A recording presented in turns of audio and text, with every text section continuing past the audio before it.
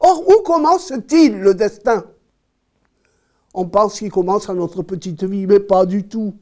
Le destin commence au fait très étudié, très élaboré par toutes les cultures du monde, qui est que le fait que la Terre existe et que sur Terre, il y ait des êtres humains.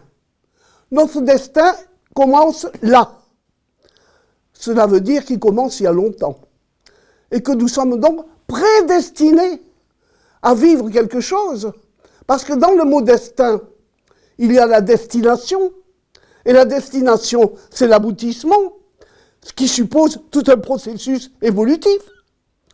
Eh bien, ce processus évolutif devient de plus en plus large quand on pense à l'être humain sur la planète, parce qu'il enclenche l'histoire de toute l'humanité. L'humanité a elle-même un destin. Il faudrait mieux savoir lequel, hein. Mais c'est un problème qui n'a pas été absolument résolu. Ou plutôt, s'il l'a été par certaines cultures, ce n'est pas accepté par d'autres.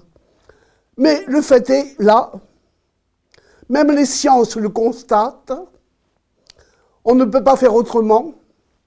Cette terre planète est habitée par des êtres humains, et les êtres humains sont tous décidés sur le même modèle. Ils ont tous la même organisation corporelle, et ensuite vient une série de différences géographiques d'abord.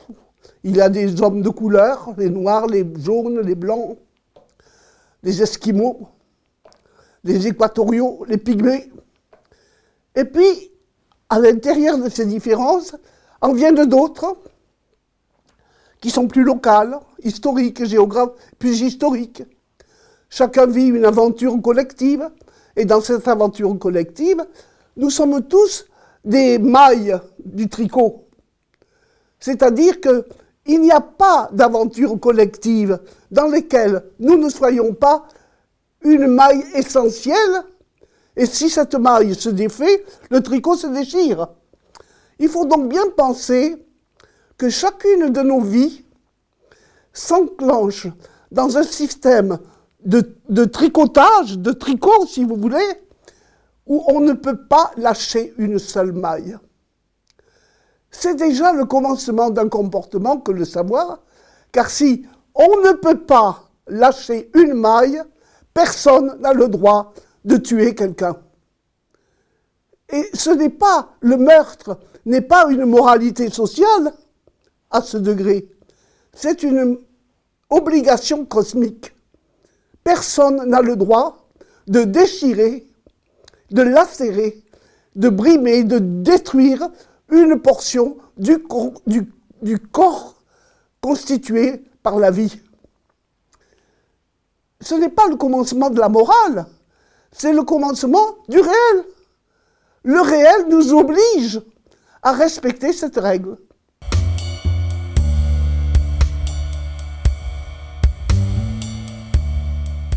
En réalité, je vous l'ai dit, j'ai la prétention de vous parler du destin. Il est certain que le destin humain commence à la création de l'homme. Et la création de l'homme apparaît dans un processus historique qui nous est reconnu, les scientifiques l'ont reconstitué, qui va sur 14 millions d'années, d'un commencement 0.0 à ce que nous sommes aujourd'hui. Donc, le destin, quand on le voit à la lumière de l'histoire de l'humanité, apparaît comme quelque chose de singulier, d'énorme, de cosmique. Et effectivement, il y a un destin cosmique. C'est visible. Le simple fait d'avoir une planète porteuse de l'humanité au sein de cet univers constellé de galaxies constitue déjà un point de mystère qui est déterminant parce qu'un destin s'y inscrit.